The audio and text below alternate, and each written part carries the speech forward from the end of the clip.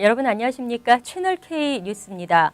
뉴욕 한인회 정상화 위원회가 주관하는 제34대 뉴욕 한인회장 후보자 연설회가 내일 개최됩니다.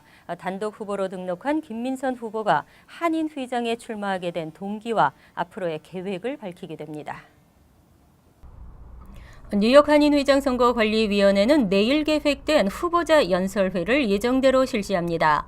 선관위는 당초 2번의 후보자 토론회와 연설회를 계획했으나 단일 후보로 정해짐에 따라 후보자 토론회 없이 한 차례 후보자 연설회만 실시하게 됩니다. 단독 후보로 출마한 김민선 후보는 내일 후보자 연설회를 통해 뉴욕 한인회관에 한인 이민사 전시관 설치와 주류 사회 및 타민족과의 유대 강화, 차세대 한인들의 한인회 참여 등 뉴욕 한인회의 역할과 방향을 밝힐 것으로 보입니다. 제34대 뉴욕 한인회장 후보자 연설회는 내일 낮 1시 플러싱 대동연회장에서 열리며 한인 동포 누구나 참석이 가능합니다. 지난 7일 새로 부임한 김기환 신임 뉴욕 총영사가 뉴저지 한인회를 방문했습니다. 김 총영사는 한인 2세, 3세들의 정체성 확립을 돕고 미 정치인들과의 활발한 교류로 한인들의 주류 사회 진출에 이바지하겠다고 밝혔습니다. 박민기 기자가 취재했습니다. 지난 7일 부임한 김기환 신임 뉴욕 총영사가 뉴저지 한인회를 방문했습니다. 오늘 오후 뉴저지 한인회관을 방문한 김기환 총영사는 박은림 뉴저지 한인회장과 제이슨 김 팰리세이즈 팍 부시장 및 한인단체장들의 환영을 받으며 한인사회의 미래를 주제로 소통하는 시간을 가졌습니다. 김기환 총영사는 한인 동포들의 활약이 있었기에 한인사회가 세계 경제의 중심인 뉴욕에 안정적으로 정착할 수 있었다며 뉴욕의 입지를 이용해 한미관계 발전에 이바지하겠다고 말했습니다. 뉴욕의 강한 입지를 어떻게 우리 모국의 발전과 한미관계의 발전과 그리고 우리 동포사회의 발전을 위해서 할 수 있는지를 여러 가지 생각을 하면서 김기환 총영사는 뉴저지 역시 주요 한인 밀집 지역 중 하나인 만큼 앞으로 뉴저지 한인회 관계자들 및 단체장들과의 활발한 소통을 통해 동포사회 발전에도 힘쓰겠다는 계획을 밝혔습니다. 채널K 뉴스 박민기입니다. 올해는 원불교 역사가 시작된 지 100년이 되는 해입니다. 원불교는 소태산 대종사가 깨달음을 얻고 원불교를 창시한 대각 개교절을 기념하며 이번 주 일요일 모두가 은혜입니다라는 주제로 봉축 행사를 개최합니다. 박민기 기자가 보도합니다. 원기 100주년을 맞은 원불교가 대각 개교절 기념 행사를 개최합니다. 원불교 뉴욕교당 강은희 교도회장, 성기윤 뉴욕교당 동부교구장 등의 원불교 관계자들은 어제 본 방송을 방문해 모두가 은혜입니다라는 주제의 봉축 행사를 개최한다고 밝혔습니다. 성기윤 동부교구장은 물질은 날이 갈수록 풍요로워지고 있지만 사람의 마음은 왜소해지고 있다며 물질이 개벽되니 정신을 개벽하자라는 마음가짐으로 이웃과의 은혜 나눔을 실천해야 한다고 강조했습니다. 물질이 개벽되니 정신을 개벽하자는 우리가 주제를 가지고 모토를 가지고 있는 이상에는 우리가 다 함께 세상을 밝게 만들고 또 은혜롭게 만들고 우리가 바르게 만들어야 우리가 보온의 삶을 되지 않을까 하는 생각을 해서 우리가 이런 행사 속에 함께 더 희망을 향하여 나갔으면 하는 생각에서 우리가 잔치를 앞으로 할 것입니다. 원불교의 최대 경축일인 대각 개교절을 기념하는 봉축 행사는 오는 26일 오전 11시 플러싱 뉴욕교당 대법당에서 개최되며 퀴즈와 깨달음의 기도를 접목한 법잔치와 은혜잔치 등의 다양한 행사를 선보입니다. 채널K 뉴스 박민기입니다. 어제 열린 뉴저지주 교육위원 선거에서 2명의 한인이 당선됐습니다. 팰리세이즈 팍 학군에서 칸이 황 씨가 당선됐고 폴김 현 위원도 재선에 성공했습니다. 어제 열린 뉴저지주 교육위원 선거 결과 팰리세이즈 팍 학군에서 26세 칸이 황 씨가 새롭게 당선됐습니다. 또 40세 폴김 현 위원도 재선에 성공했습니다. 이로써 지난 1994년 제이슨 김 씨가 펠팍 교육위원으로 선출되며 물꼬를 튼 이후 뉴저지에서 한인 교육위원의 숫자는 총 15명으로 늘어났습니다. 특히 최근에는 1.5세, 2세 한인들의 교육위원 도전이 증가하는 추세를 보이고 있습니다. 이날 선거에서 당선된 예정된 김 위원은 어린 시절 이민은 1.5세이며 황 위원은 미국에서 태어난 2세입니다. 이들은 앞으로 3년간 교육위원으로 펠팍 학군을 위해 봉사하게 되며 학군 교육 수준 향상과 한식, 급식 제공에 힘쓰겠다고 포부를 밝혔습니다. 이들의 당선으로 현재 펠팍 학군에는 제프리 우 현 위원을 포함해 한인 교육위원이 3명으로 늘었습니다. 시행 2년째를 맞는 오바마 케어가 1,000만 명을 돌파했지만 정부 보조를 받고도 내야 하는 월 보험료에 울상인 사람들이 많습니다. 내년부터는 무상 지원 대상 범위를 대폭 확대합니다. 뉴욕주 보건국은 올해 11월 1일부터 가입 등록이 시작되는 2016년도 뉴욕주 건강보험 플랜에 저소득층 주민들을 대상으로 하는 기초 건강보험 프로그램을 신설한다고 발표했습니다. 기초 건강보험 프로그램은 연방 빈곤선 138% 이상 150% 미만의 소득 수준에 해당하는 주민들에게 월 보험료와 자기 부담금이 면제되는 저소득층 맞춤형 건강보험을 제공하는 내용을 담고 있습니다. 연방 빈곤선 138% 이하의 주민에게는 메디케이드 프로그램이 무상으로 제공되고 있는 만큼 사실상 무상 의료보험의 수혜 혜택을 확대하는 셈입니다. 또 연소득이 연방 빈곤선 150%를 초과하더라도 연방 빈곤선 200%까지의 저소득층에게는 건강보험 지원 혜택이 차등적으로 제공됩니다. 한편 뉴욕과 뉴저지 일원 무보험자를 대상으로 하는 2015년 오바마 케어 특별 가입 기간은 오는 4월 30일에 마감됩니다. 뉴욕 주민은 주 건강보험 상품거래소에서 뉴저지 주민은 연방 상품거래소를 통해 각각 가입할 수 있습니다. 뉴욕 시민 6명의 1명은 먹고 사는 것을 걱정해야 합니다. 푸드스탬프를 받을 자격이 있는데도 이를 잘 몰라 혜택을 받지 못하고 있는 뉴욕 시민이 55만 명으로 밝혀졌습니다. 뉴욕시는 지난해 푸드스탬프를 수령한 뉴욕 시민이 어린이 65만 명을 포함해 약 176만 명이라고 밝혔습니다. 하지만 약 55만 명은 자격을 갖추고도 신청을 하지 않아 혜택을 받지 못한 것으로 파악됐습니다. 이에 따라 빌 드블라지오 시장은 이날 시 인적 자원국과 함께 푸드스탬프 유자격자의 등록을 확대하기 위한 캠페인을 시작한다고 발표했습니다. 드블라지오 시장은 뉴욕 시민 6명 중 1명꼴인 140만 명이 식료품 구입에 어려움을 겪고 있다며 특히 이 가운데 20%는 어린이라고 지적했습니다. 한편 이번 푸드스탬프 등록 캠페인은 주로 이민자 커뮤니티나 노인 등 정보 접근이 어려운 그룹을 주 타깃으로 삼았습니다. 시정부는 프로그램 안내와 신청을 위한 전용 웹사이트를 개설하고 홍보용 포스터를 제작해 버스와 전철 등 대중교통과 델리 등 소매업소에 부착할 예정입니다. 웹사이트는 신청 장소와 방법 등의 정보를 제공하는 SX NYC 웹사이트로 연계되며 내용은 영어 외 한국어를 비롯한 6개 언어로도 제공됩니다. 세계 5대 건강식품 중에 하나인 그릭 요거트가 전국 공립학교의 급식 메뉴로 채택됐습니다. 학생들의 건강도 챙기면서 관련 업체 활성화도 기대됩니다. 찰스 슈머 연방상원 의원은 그릭 요거트가 전국 공립학교의 정규 급식 메뉴로 채택됐다고 밝혔습니다. 찰스 슈머 의원에 따르면 농무부는 2015에서 16학년도가 시작되는 올 가을 학기부터 전국 모든 학교의 점심 급식에서 그릭 요거트를 정규 급식 메뉴에 포함하기로 결정했습니다. 이번 결정으로 뉴욕주 업스테이트에 위치한 그릭 요거트 제조업체뿐 아니라 이들 업체에 우유를 제공하는 뉴욕주 농장들도 매출이 크게 늘 것으로 전망되고 있습니다. 한편 농무부의 이와 같은 결정은 올 학년도 12개 주에서 시범 실시한 그릭 요거트 급식 프로그램이 성공적이었다는 평가가 내려진 데 따른 것입니다. 농무부는 지난 2013년 뉴욕과 애리조나, 아이다호, 테네시 등 4개 주에서 그릭 요거트 급식 시범 프로그램을 시작했고 올 학년도에는 캘리포니아 등 8개 주를 추가해 12개 주로 확대한 바 있습니다. 농무부는 곧 다음 학년도 그릭 요거트 공급 업체의 선정 작업에 착수할 것으로 알려졌습니다. 일부를 제외하곤 보통 택시 승객은 안전벨트를 매지 않는데요. 안전벨트는 택시, 승용차 상관없이 나의 생명을 보호하는 생명띠입니다. 뉴욕시가 택시 탑승객도 안전벨트를 의무화하는 조례를 추진하고 있습니다. 현행 뉴욕주 차량 탑승자 규제법에는 일반 차량의 경우 앞좌석은 운전자와 탑승자 모두 안전벨트를 착용하도록 명시돼 있습니다. 하지만 택시 승객은 제외됐습니다. 이에 시정부는 택시의 앞좌석 승객에게 의무적으로 안전벨트를 매도록 하고 16세 미만 승객은 좌석 위치에 관계없이 무조건 안전벨트를 착용하는 방안을 검토하고 있습니다. 시 택시 리무진국에 따르면 택시 이용자의 절반은 안전벨트를 매지 않는 것으로 나타났습니다.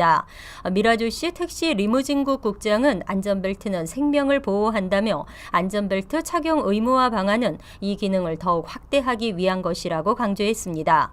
하지만 이와 같은 규정은 시조례가 아닌 주법을 개정해야 합니다. 따라서 시정부는 이와 같은 내용의 법안을 마련한 뒤 주의원을 통해 주의회에 상정한다는 계획을 세웠습니다. 벌금은 최저 $25에서 최고 $100가 될 전망으로 16세 미만인 경우 부모에게 티켓이 발부됩니다. 환경보호는 작은 것 하나에서부터 시작되어야 하는 실천 운동입니다. 뉴욕시가 현재 계류 중인 비닐봉지 유료화 조례안의 통과를 촉구하고 나섰습니다.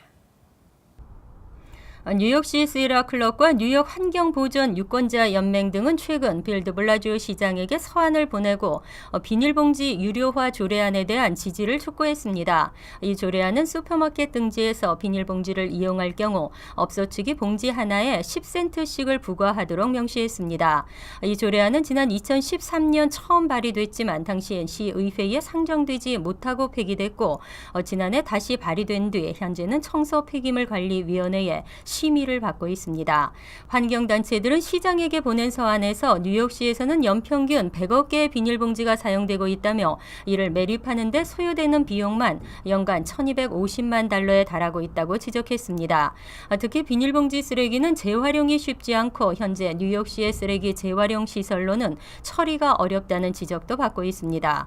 이 때문에 사용량을 줄이는 것이 가장 효과적인 방법이라며 이와 같은 비닐봉지 유료화 정책을 도입한 일부 도시에서는 이미 성공적으로 시행되고 있는 것으로 알려졌습니다. 이어서 LA 지역 한인사회 소식입니다. 조지아주 웨스트포인트에 있는 기아 자동차 생산 공장에서 총격 사건이 발생해 한 명이 다쳤습니다. 신고를 받고 출동한 경찰은 총을 쏜 용의자를 검거하고 현재 조사 중입니다. 김정균 기자입니다. 총격 사건은 현지 시간 오늘 오후 2시쯤 조지아주에 있는 기아 공장 내 생산 라인에서 일어났습니다. 트룹 카운티 셰리프국에 따르면 총에 맞은 부상자는 헬기를 타고 콜럼버스 병원으로 곧바로 옮겨졌으며 다행히 부상자의 상태는 경상인 것으로 확인됐습니다. 또한 총을 쏜 가해자와 총에 맞은 부상자 모두 미국인이었으며 특히 가해자의 경우 총기 반입을 철저히 단속하고 있는 상황에서 어떻게 총기를 휴대할 수 있었는지에 대한 의문이 점차 증폭되고 있는 상황입니다. 기아차는 총격 사건이 발생하자 즉각 공장을 폐쇄시켰습니다.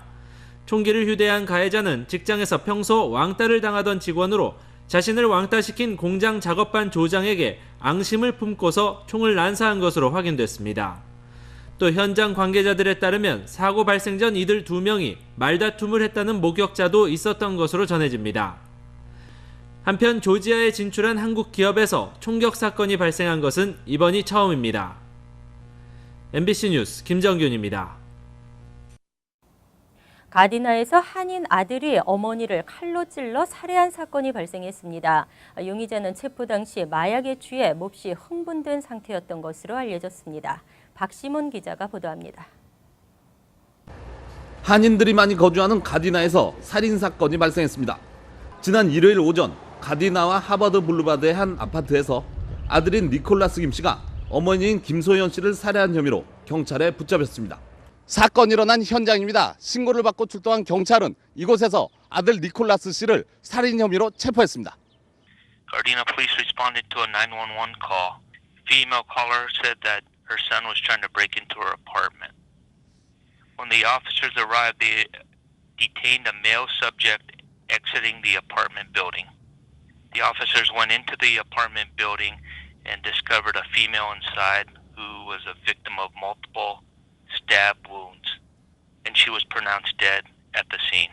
신고 전화를 접수한 지 2분 만에 현장에 도착한 경찰은 아파트를 급히 빠져나오던 30대 남성 니콜라스 김 씨를 붙잡았습니다. 아파트 안에서는 흉기에 수차례 찔린 50대 여성이 발견됐으며 이 50대 여성은 이미 숨을 거둔 상태였습니다. 현재 김 씨는 100만 달러의 보석금이 책정돼 가디나 경찰국 유치장에 수감돼 있습니다. 사건을 접한 인근 주민들은 충격을 금치 못했습니다. 그래서 나도 자식 키우는 사람으로서 참 너무나 놀랐어요.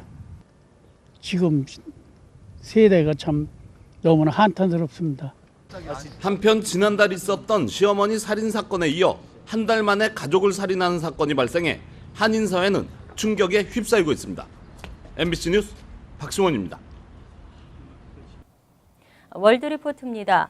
내년 하계 올림픽이 열리는 브라질의 리우데자네이로. 하지만 바다와 호수의 수질 오염이 심각합니다. 비상에 걸린 당국이 문제 해결에 나섰지만 사후 약방문입니다. 2016년 하계 올림픽을 앞둔 브라질 리우데자네이루. 조정과 카누 경기가 열릴 호수에서 선수들이 훈련에 나섰습니다. 그런데 호수 위를 하얀 물체가 뒤덮고 있습니다. 가까이 가서 확인해 보니 모두 죽은 물고기 떼입니다. 훈련을 나온 조정 선수들이 둥둥 떠 있는 물고기를 이리저리 헤쳐가며 노를 저을 정도입니다. A pá do remo atrapalha porque tipo ele segura como é muito peixe, aí segura aí atrapalha o equilíbrio do barco também. 뜰채로 일일이 건지고는 있지만 죽은 물고기가 계속 떠오르는 데다 썩은 물고기가 내뿜는 악취는 상상을 초월합니다. E depois a gente paga aqui o IPTU absurdamente caro e tem esse cheiro aqui insuportável. Tem que sair de casa às vezes até porque ninguém aguenta o cheiro, né? 요트 경기가 열릴 인근 과나바라만도 사정은 비슷합니다.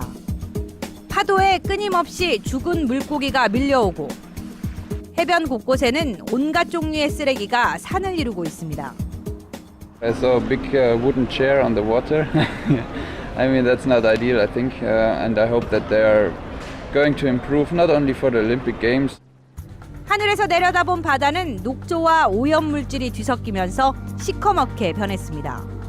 말 그대로 죽음의 바다입니다.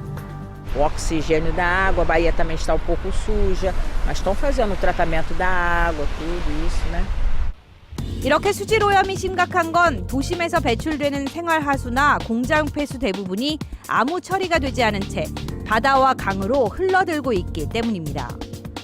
경기장을 짓기 위해 빈민촌을 강제로 이주시킨 뒤 남은 쓰레기 더미를 그대로 방치한 것도 문제입니다.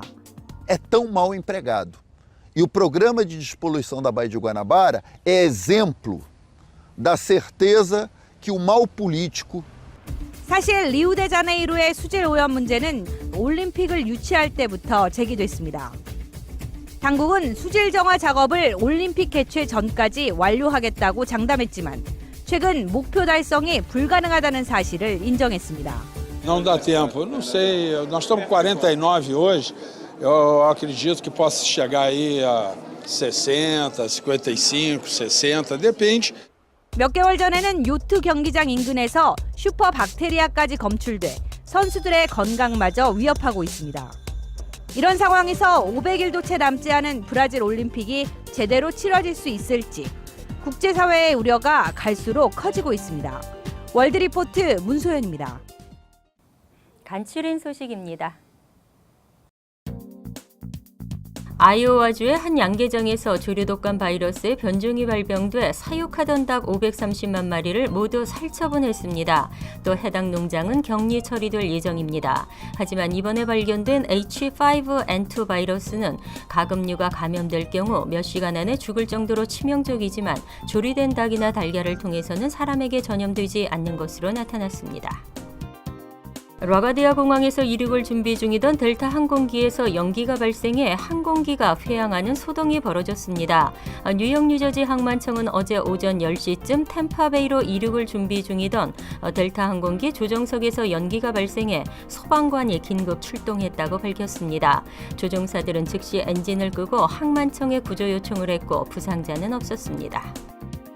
재외동포재단이 재외 한글학교 교사를 위한 맞춤형 온라인 연수 참가자를 모집합니다. 연수 기간은 6월 8일부터 8월 14일까지 10주 과정으로 서울대학교 평생교육원이 온라인으로 진행합니다. 선발 인원은 총 175명 내외로 6개월 이상 경력을 가진 각 지역 해당 공관에 등록된 한글학교 재직교사가 대상입니다. 뉴욕 뉴저지 일원의 접수는 다음 달 11일까지 뉴욕 한국교육원으로 신청할 수 있습니다. 블루벨 크리머리가 지난달 시작했던 아이스크림의 리콜 조치를 전 제품으로 확대했습니다. 블루벨사는 리스테리아균 감염으로 인한 식중독 사망자가 3명이 발생하면서 지난달 아이스크림을 리콜 조치한 바 있습니다.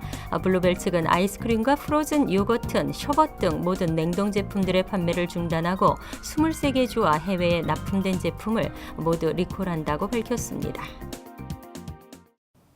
환율과 증권 소식입니다.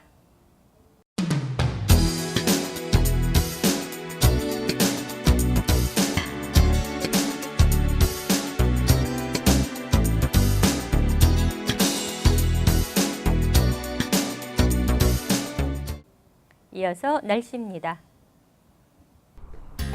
목요일은 간간히 구름이 끼는 대체로 맑은 날씨에 바람이 불면서 쌀쌀하겠습니다. 낮 최고 기온은 54도, 섭씨 12도, 밤 최저 기온은 40도, 섭씨 4도로 예상됩니다. 금요일도 역시 쌀쌀한 날씨에 바람이 불겠습니다. 토요일은 대체로 맑은 날씨에 포근하겠습니다. 일요일도 전날과 비슷한 날씨로 맑겠지만 때때로 구름이 끼겠습니다. 항상 여러분과 함께하는 채널K 뉴스 여기서 마칩니다. 편안한 저녁 되시기 바랍니다.